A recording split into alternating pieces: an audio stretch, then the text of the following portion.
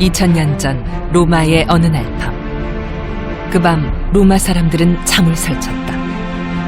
내일 시작될 엄청난 축제에 대한 기대감 때문이었다.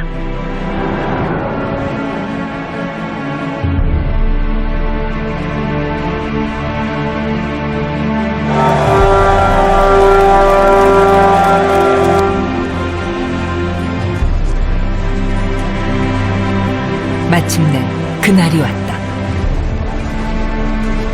사람들은 아침부터 집을 뛰쳐나왔다.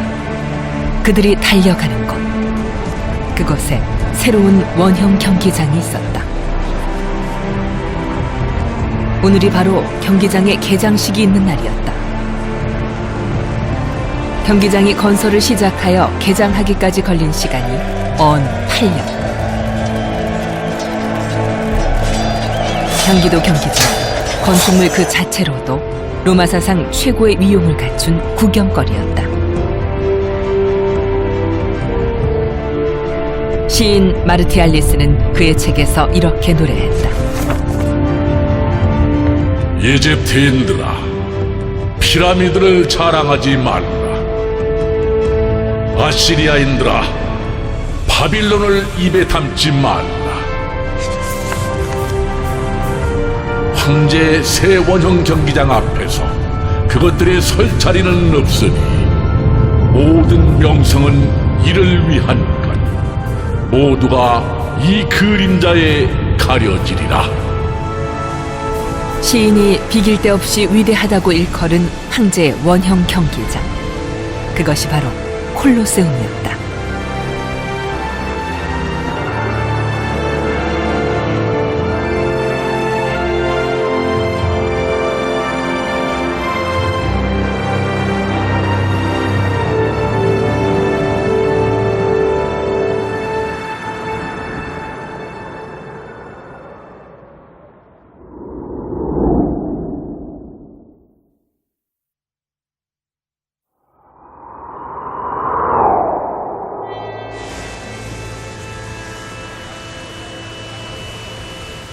로마에서는 시간이 길을 잃는다. 1000년이 넘는 제국의 역사는 아직도 이 도시에 살아 숨쉬고 있기 때문이다. 곳곳에서 만나는 찬란한 예술과 문화, 놀라운 기술 혁신의 흔적들. 역사가는 말한다. 고대의 모든 역사가 로마라는 호수로 흘러들어갔고, 근대의 모든 역사가 그 호수로부터 다시 흘러나왔다고. 로마는 말 그대로 서양 문명의 어머니였다. 그리고 그 위대한 로마 문명을 대표하는 건축물로 첫 손가락에 꼽는 것이 콜로세움이다. 지금 현재 남아있는 콜로세움은 원형의 겨우 3분의 1 규모. 그러나 당대 이 건축물은 명실상부 로마 최대를 자랑하는 원형 극장형 경기장이었다. 또한 이곳은 황제들의 놀라운 정치 무대이기도 했다.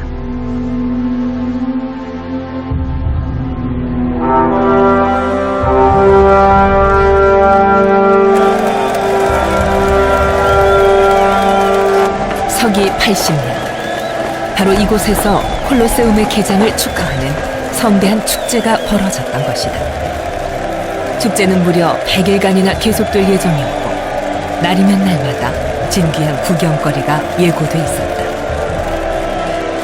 축제의 주인은 티투스 황제. 막체 위에 오른 새로운 황제가 시민들에게 베푼 대향연이었다.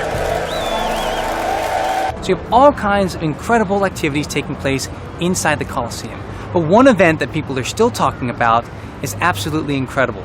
It is the Naumachia. It's a ship battle inside the Colosseum. 이곳에서 해전을 했다는 사실은 상상하기 어려운 일이다. 그러나 100일 축제를 기록한 마르티알리스의 시인은 그날의 현장을 이렇게 증언하고 있다.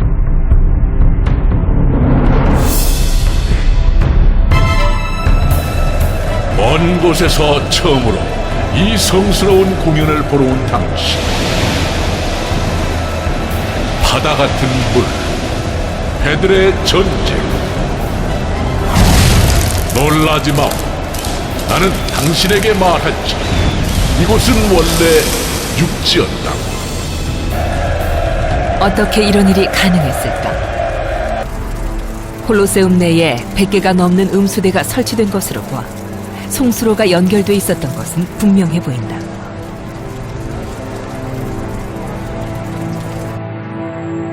경기장 내부에서도 그 단서를 찾아볼 수 있다. 경기장 둘레를 에워싸고 있는 도랑의 형태가 뚜렷한 흔적을 남기고 있는 것이다. We have here the situation and see the channel around the arena. The water came in this channel from the outside and go along the arena up the seats of senators. 수로에는 물이 흘러나갈 수 있는 30개의 배출구가 뚫려 있다. 이 배출구로 흘러나간 물이 경기장 아래쪽 지하로 유입되었을 것이다.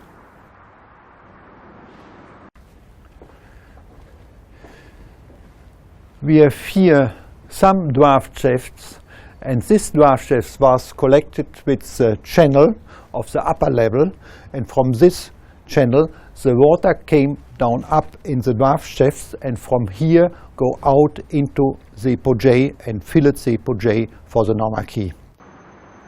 개장 당시 콜로세움의 지하는 지금 이런 모습이 아니었다. 유적의 바닥에 빼곡이 자리 잡은 지하 구조물들은 후일 경기장을 개축하면서 건설된 것이다. 그렇다면 당시의 경기장은 어떤 구조였을까?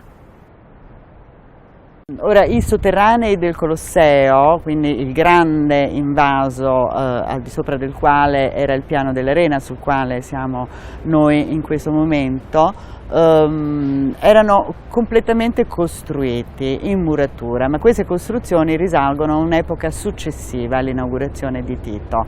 A quell'epoca infatti il piano dell'arena era sorretto da strutture di legno che potevano essere tolte in caso di spettacolo con le barche, quindi di naumachia, e rimesse invece quando era necessario ristabilire il piano dell'arena.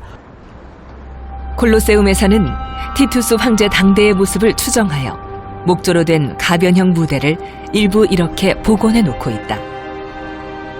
그 전체적인 구조는 아마도 이런 모습이었을 것이다.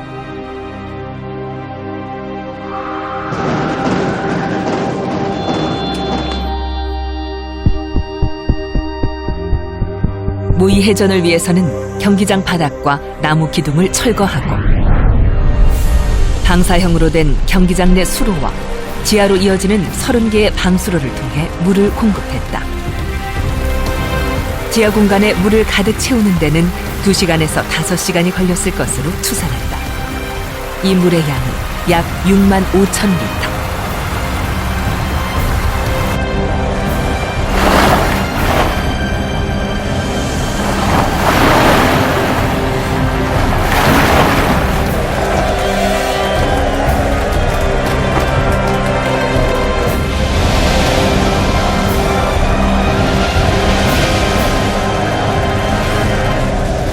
그 인공적인 호수 위에 전선을 띄웠다.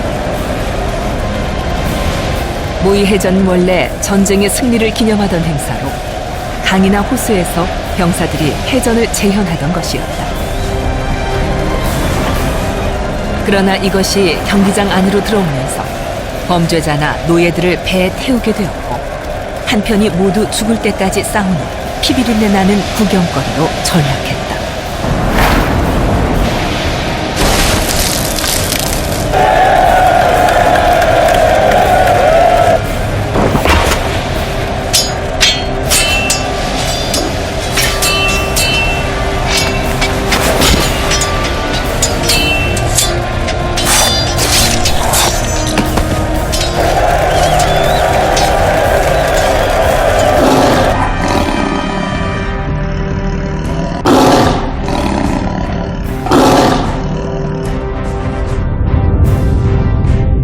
백일 축제에 등장한 또 다른 인기 종목은 맹수 사냥이었다. 경기장에 맹수를 풀어놓고 사람들과 싸우게 하는 것이 경기의 내용이었다. 마르티알리스는 어느 날의 맹수 사냥 경기를 이렇게 읊었다. 그는 짐승들의 왕으로 군림하는 저 곰을 칼로 찔렀다. 그는 헤라클레스가 대적할 만한 거대한 사자, 저돌적으로 달려드는 표범을 죽였다.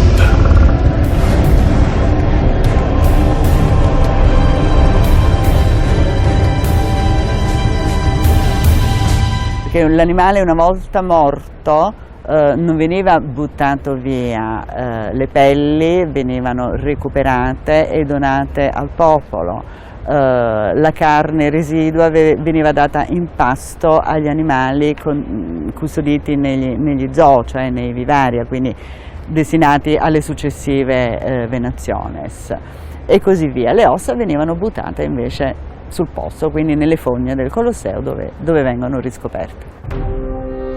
콜로세움 제2전시실에 보존되고 있는 이 뼈 중에는 로마 일대에 서식하지 않는 열대 동물들도 있는 것으로 밝혀졌다. 이 동물들은 과연 어디서 온 것일까?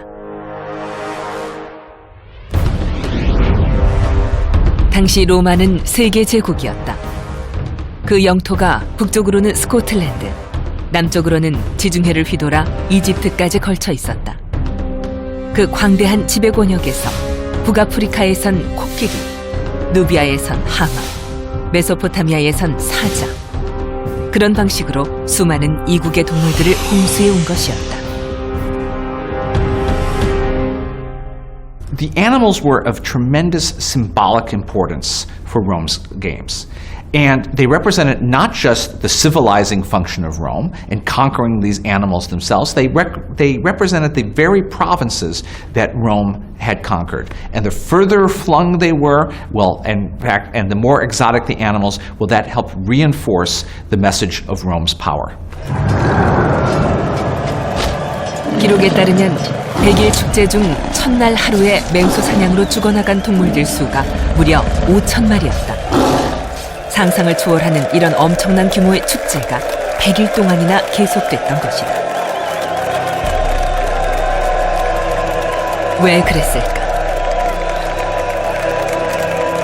티투스 황제는 대체 무엇 때문에 이런 어마어마한 축제를 필요로 했던 것일까? 그 이유를 알기 위해선 티투스의 아버지였던 선대 베스파시아누스 황제의 시대로 돌아가 보아야 한다.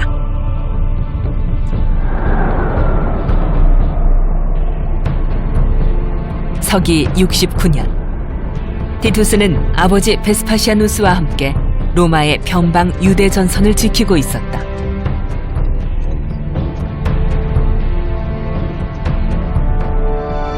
당시 로마의 민심은 내전으로 흉흉했다.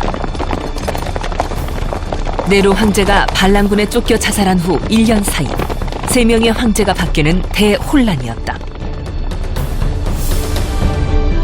로마의 동쪽 방어선을 맡고 있는 동방군단은 사령관 베스파시아누스를 로마의 9번째 황제로 추대했고 원로원이 이를 공식 승인했다.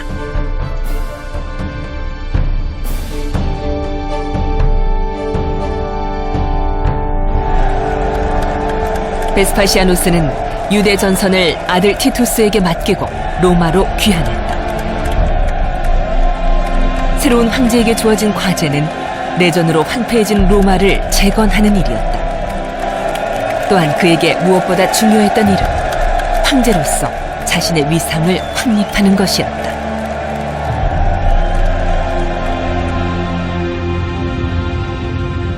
베스파시아누스는 이전 황제들과 달리 황족도 귀족도 아닌 평민 출신이었다. 그가 황제로서의 권위를 인정받기 위해선 폭군으로 백성들의 원성을 샀던 네로 황제와 자신을 분명히 차별화해야만 했다. 학정과 전란에 지친 로마 시민들에게 무엇을 주어야 할 것인가? 그때 베스파시아누스가 내놓은 가장 큰 선물이 콜로세움 건설이었다. 사실 로마의 역대 황제들은 곳곳의 도시에 모두 경기장을 건설했다.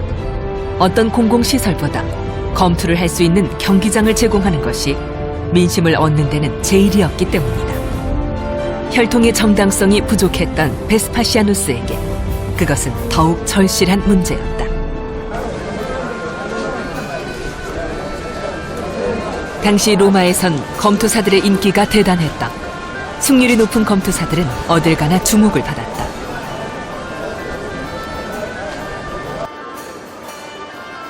경기 전날 밤에는 항상 잔치가 열렸다. 검투사들은 대개 전쟁포로 출신의 노예들이었으나 신분과 상관없이 그들은 당대 제일 가는 스타들이었다. 그들의 땀은 향수로 팔렸고 여자들은 돈까지 내며 검투사들을 만났다. 검투는 로마 최고의 인기 스포츠였다.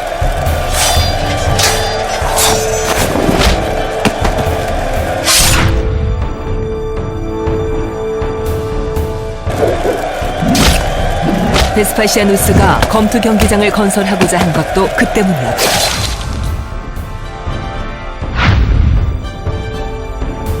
그러나 그는 이것이 아주 특별한 무엇이 되기를 원했다.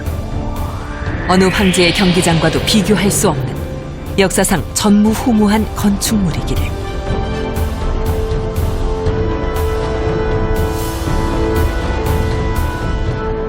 The emperor Vespasian is a new emperor, and he wants to solidify his rule, and he wants to construct structures that are dynastic in content. So with the Colosseum, you're both saying, here's a new Flavian venue for the people of Rome, and of course here is an essential public entertainment venue for the people of Rome. 그것은 다분히 정치적인 선택이었다. 무엇보다 경기장을 짓는 위치부터 특별했다. 베스파시아누스 황제가 지목한 위치는 시가 중심부에 자리한 네로 황제의 궁전 자리였다. 바다처럼 보이는 인공 호수와 150개의 방을 거느린 초대형의 호화 궁전으로 그 이름도 찬란한 황금 궁전으로 불리던 곳이다. 서기 64년 로마에 큰 화재가 일어나 도시의 3분의 2가 불타고 수천 명의 사상자와 이재민이 발생했다. 이때 네로는 일반 시민들의 주거지였던 화재 지역당 80만 제곱미터를 몰수해 자신의 개인 소유로 만들었으니 바로 그 자리에 지어진 것이 황금 궁전이었다. 네로 개인만을 위해 지어졌던 궁전을 허물고 그 자리에 시민 모두를 위한 공공시설을 짓겠다. 그것이 베스파시아누스가 택한 방식이었다. 콜로세움이 다른 경기장들과 달리 로마시가 한복판에 자리 잡게 된 이유가 거기에 있다.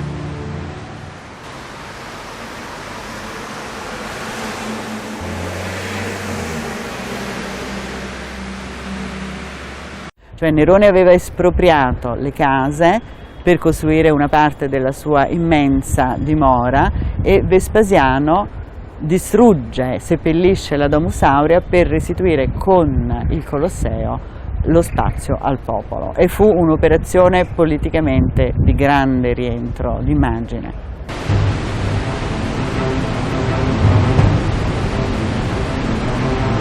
마침내 황금궁전의 중심에 있던 인공호수에서 물을 빼기 시작했다. 서기 72년 건설 공사가 시작된 것이다.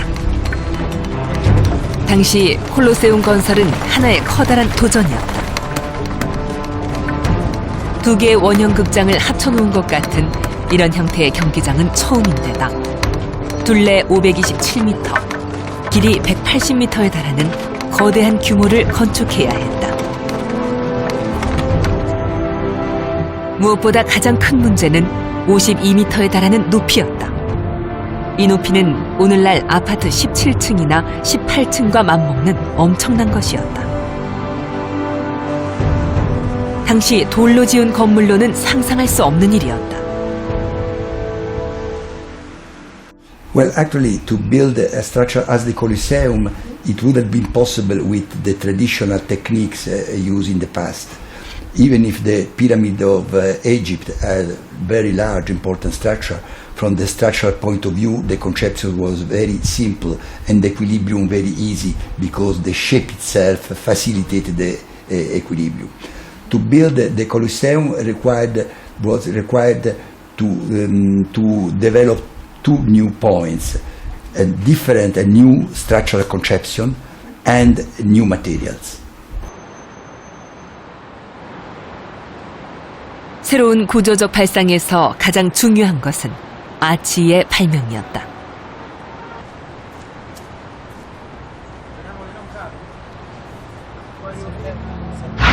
아치를 만들 때는 우선 목조틀을 지지대로 만들어 돌을 쌓고 꼭대기에 쐐기돌을 넣는다. 쐐기돌이 돌의 무게를 양쪽으로 분산시킴으로써 아치 위에 더 많은 돌을 쌓을 수 있게 하는 것이다. 콜로세움 건축은 아치들의 교향곡이라 해도 지나치지 않다. 그 내부에도 수없는 아치들이 연속되어 이런 겹겹의 아치들이 마치 벌집 같은 구조를 이루고 있기 때문이다.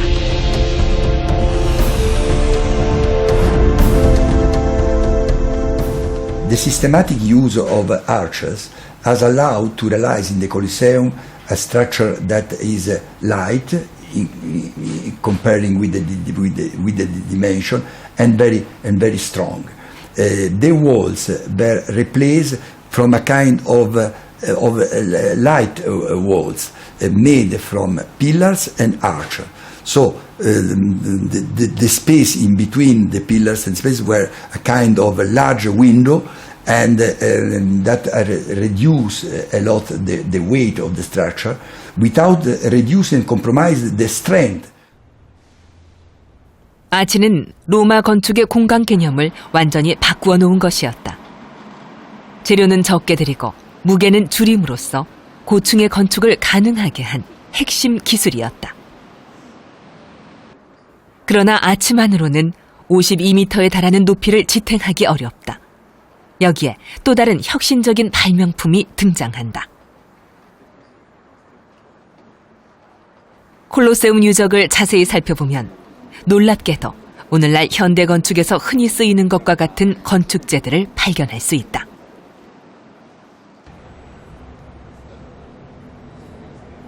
바로 벽돌과 콘크리트의 흔적이다.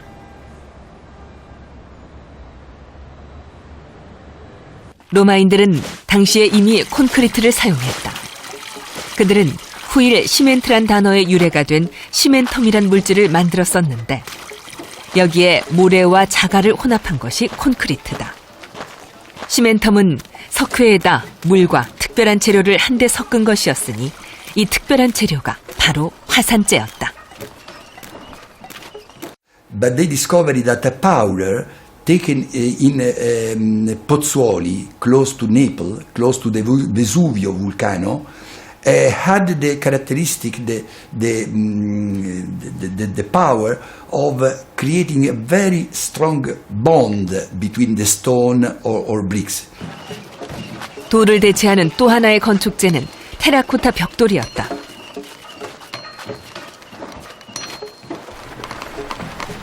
이 벽돌은 콜로세움 건설에 100만 개가 넘게 사용되었다. Putting some bricks on the two faces of the walls, so that to create the two kind of small walls in a certain way, and to fill inside these two little thin walls a concrete made with pozzolanic cement and small stones.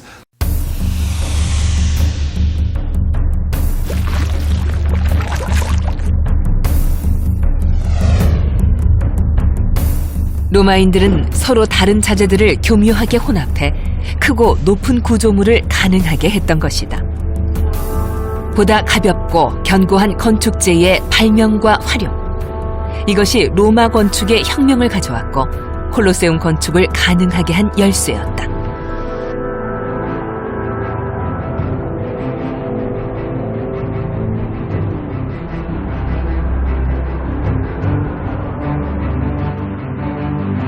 콜로세움은 최첨단 건축재와 건축기술의 전시장 같았다.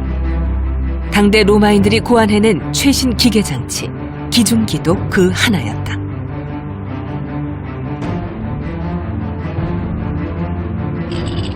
콜로세움 건축 현장에는 도르래를 이용한 기중기가 동원되었다. 무거운 건축재를 위층의 작업대에 올리기 위해서는 기중기가 필수였다.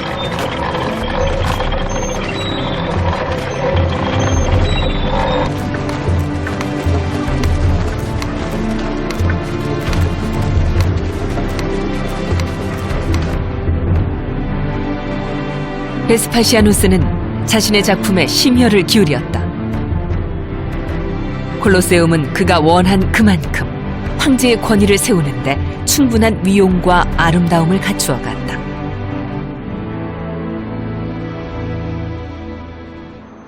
콜로세움의 외벽은 대리석으로 장식됐고 각 층을 지탱하는 기둥들은 각각 다른 그리스 양식이 채택되었다.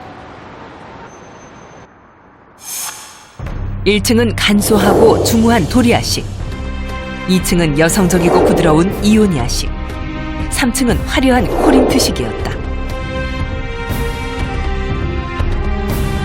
경기장 바닥에는 모래가 채워지고 5만여 명이 앉을 수 있는 계단식 관중석은 대리석으로 완비되었다. 콜로세움의 맨 위층에는 나무 기둥을 박아 벨라리움이라 불리는 개폐식 차양막을 설치했다. 수병 1000여 명이 줄을 당겨 필요할 때마다 차양막을 열고 닫았다.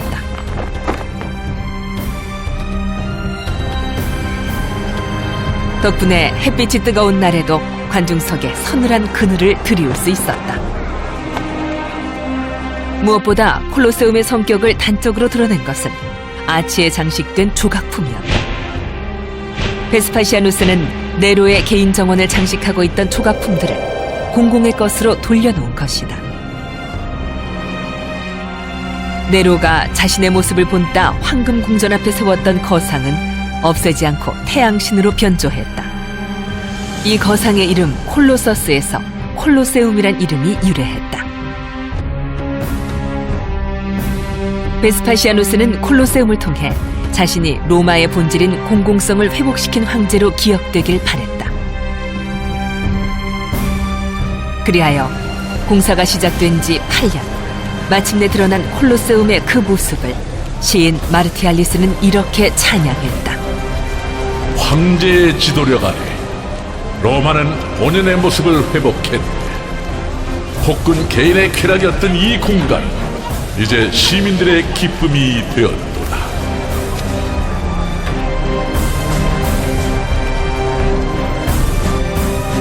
그러나 후대 학자들에게 콜로세움 건설은 큰 의문이었다.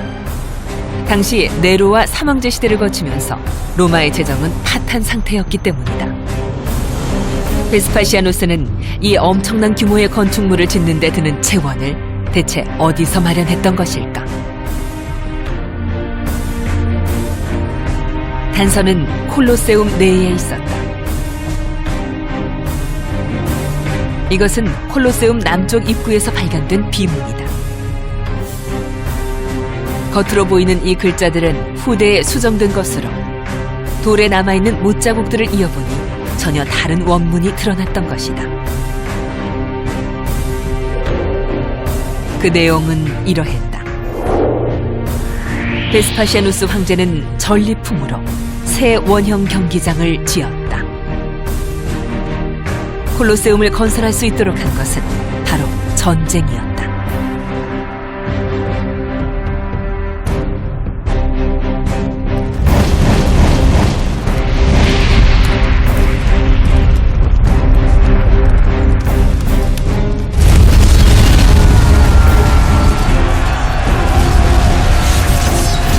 서기 70년 2월, 예루살렘 성벽이 무너졌다. 아버지 대신 유대 전선을 지키고 있던 티투스가 마지막 저항을 하던 예루살렘을 함락시킨 것이다. 로마에 있는 티투스 개선문은 티투스의 예루살렘 정벌을 기리기 위해 세워진 기념물이다. 이 문에는 개선장군 티투스의 귀환이 잘 묘사돼 있다.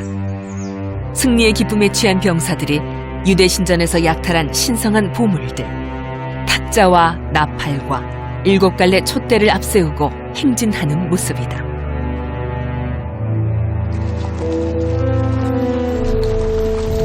당시 티투스의 귀국길에는 수레가 끝이 없었다고 전한다. 이때 수레에 실려온 수많은 전리품들이 콜로세움 건설 비용에 충당됐고 3만여 명에 달하는 노예들은 현장 노동력으로 투입됐다. 콜로세움은 정복자의 경기장이었다.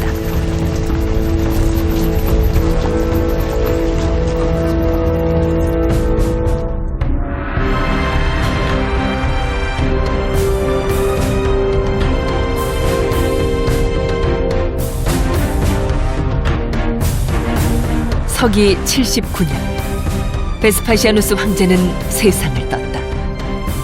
자신의 야심작인 콜로세움의 완공을 눈앞에 둔 시점이었다. 콜로세움 개장은 새 황제 티투스의 몫이 되었다. 콜로세움은 티투스에게도 중요한 정치 무대였다.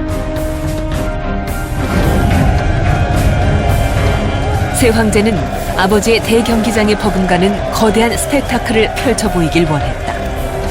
그렇게 해서 시작된 것이 100일 축제. 100일간이나 계속되는 축제 프로그램이었다.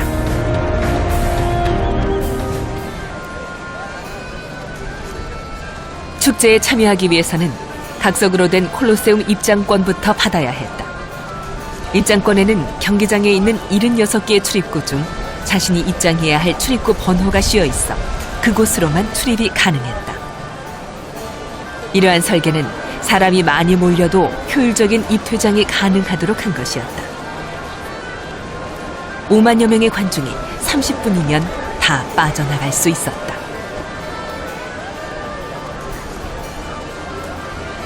각각의 출입구마다 입장할 수 있는 좌석도 정해져 있었다.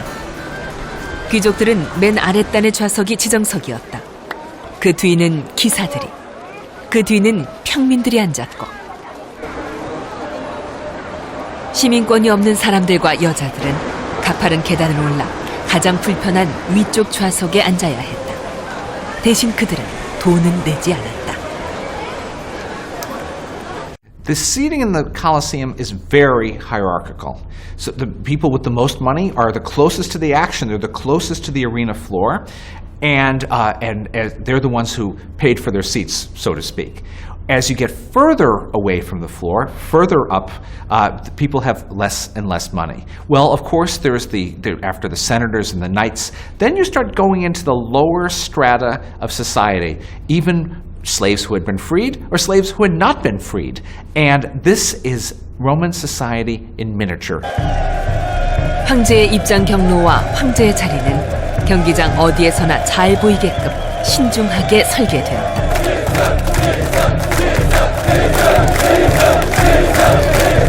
황제가 로마 사회의 정점임을 한눈에 드러내 보이는 위치였으니 민중들에게 황제의 권능을 과시하는데 이보다 더 좋은 무대는 없었다.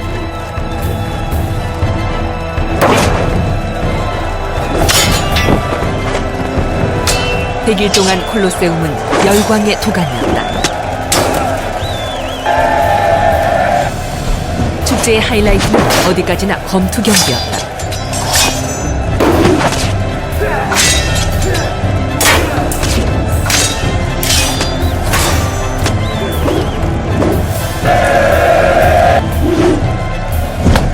검투야말로 로마인들의 피를 끓게 하는 것이었다.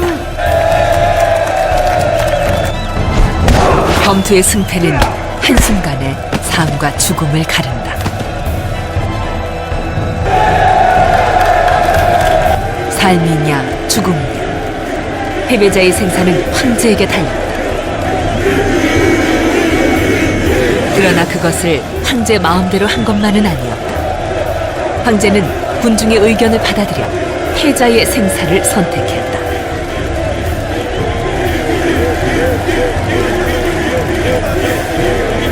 불행히도 오늘 군중의 선택은 죽음이었다.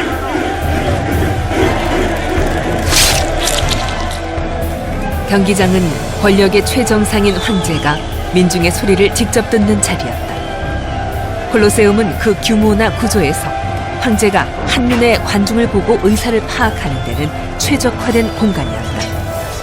또한 이런 공공 오락시설은 황제가 시민들을 직접 만날 수 있는 거의 유일한 장소이기도 했다. The Colosseum represents a very important venue for the emperor to communicate with the general public. So you've got 50,000, maybe 60,000 or even more people there watching the entertainment, but it's also an occasion for the emperor to gauge that relationship and ultimately, let's say, win over or have the favor of the public. And the Colosseum then is not just entertainment, but it's a very important political activity, and a key part of that relationship then is for the emperor to have a great relationship with the public. 민중의 소리를 듣는다는 것이 얼마나 중요한가. 티투스는 그것을 잘 알고 있었다. 그는 그 깨달음을 위해 뼈아픈 대가를 치러보았기 때문이다.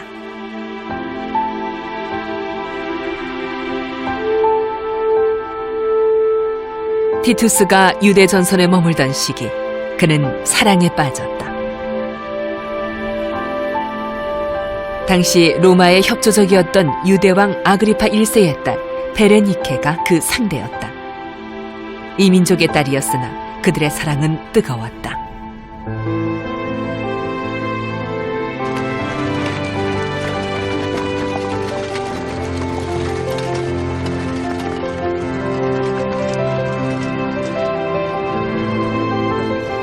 예루살렘을 함락한 후 티투스는 아버지 베스파시아누스 황제가 있는 로마로 돌아갔다. 하지만 이별이 길지는 않았다.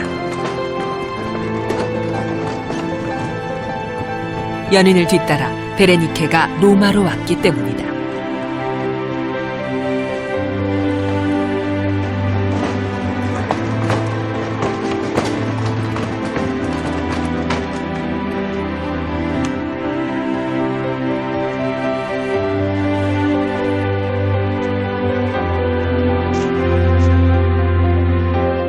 실로 꿈같은 상봉이었다.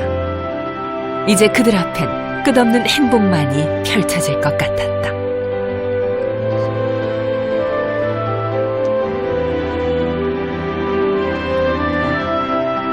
두 연인은 티투스의 저택에서 함께 살았다. 티투스는 공식적으로 베레니케와 결혼하고 싶어 했다. 그러나 그의 사랑은 로마 시민들의 격한 반대에 부딪혀야 했다.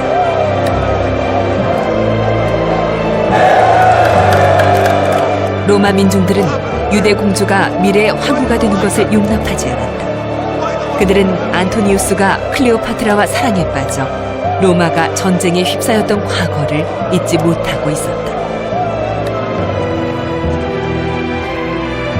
티투스에겐 당시 많은 정적들이 있었다.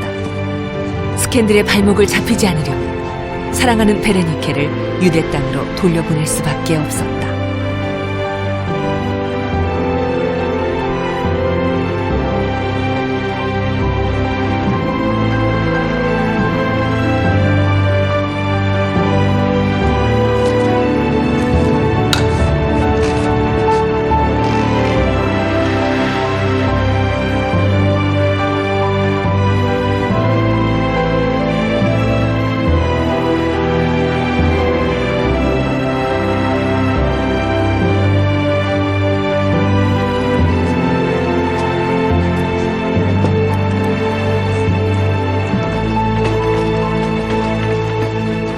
티투스는 후일 그가 황제가 된 후에도 어떤 여자와도 결혼하지 않고 죽을 때까지 독신으로 지냈다.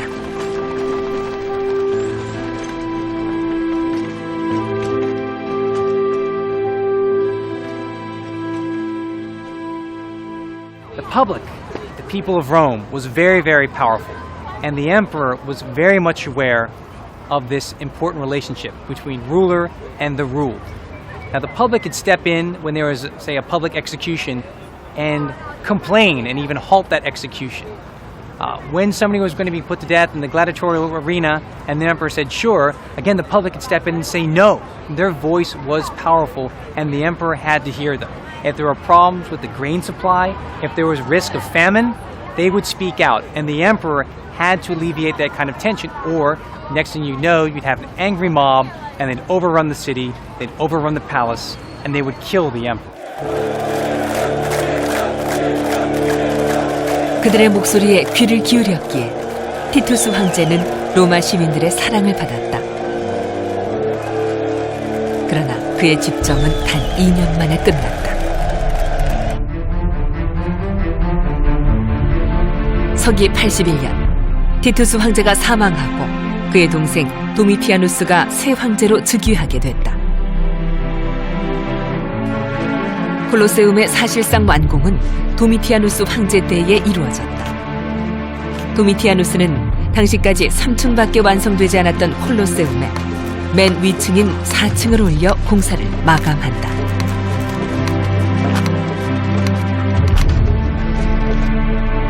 더욱 큰 변화는 새로운 지하 시설을 만들어 전혀 다른 차원의 쇼를 제공한 것이었다.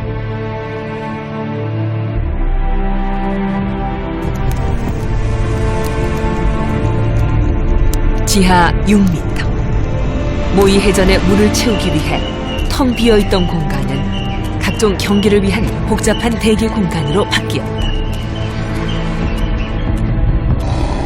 우리에 갇힌 야생동물들과 처형을 기다리는 죄수들. 몇 분 후면 서로 싸워야 할 검투사들이 나란히 앉아있는 것. 이 어두운 지하 세계는 서로 죽이고 죽임을 당해야 할 존재들끼리 함께 숨죽이며 경기를 기다리던 곳이었다.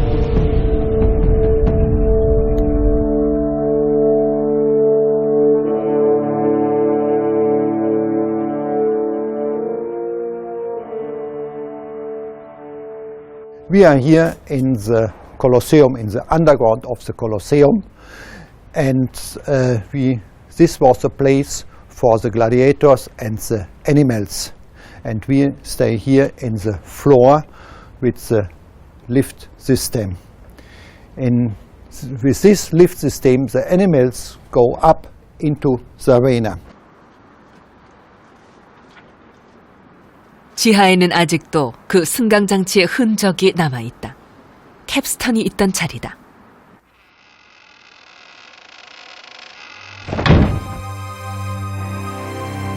승강장치는 이런 모습이었을 것이다. 수많은 노예들이 달라붙어서 캡스턴을 돌려 승강장치의 동력을 만들어냈다.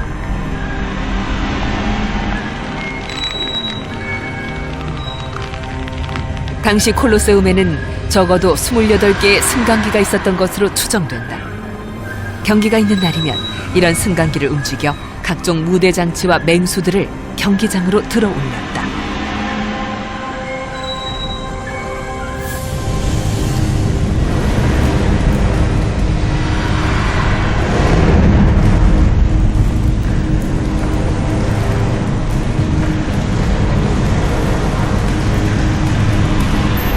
지상의 경기장에서 앞 순서가 진행되는 동안 지하에서는 다음 경기의 출전자들이 승강기로 이동했다. 캡스턴이 돌아가고 승강기가 움직이기 시작하는 시간.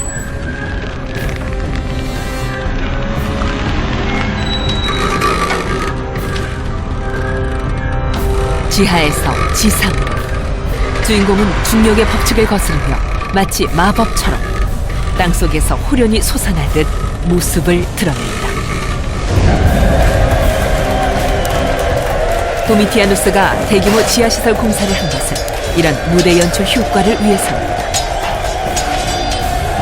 그는 콜로세움에 야간 경기를 도입함으로써 극적 효과를 더했다.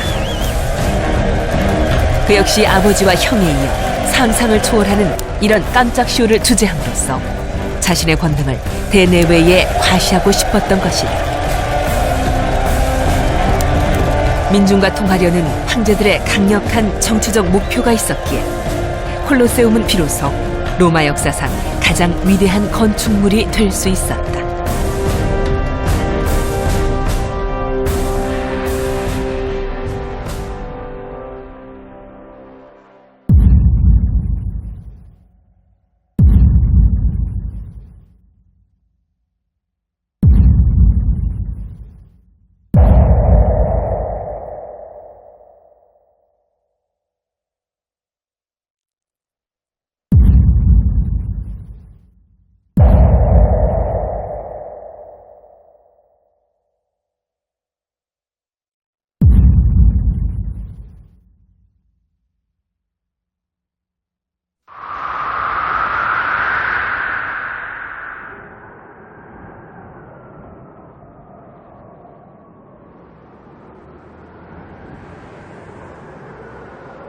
오늘날 콜로세움은 뼈대만 남았다. 그러나 괴테는 말한다. 로마를 볼 때는 육체의 눈으로 보지 말고 마음의 눈으로 보아야 한다고.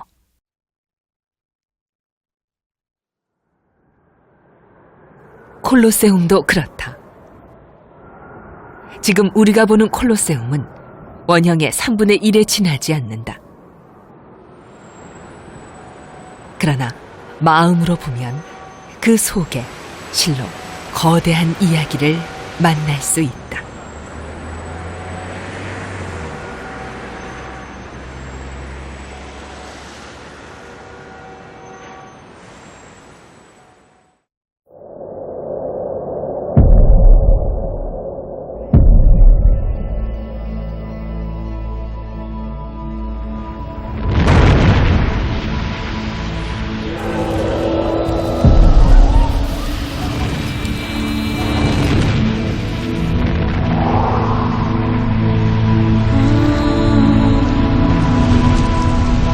The violence of a volcanic eruption preserves the site better than any other.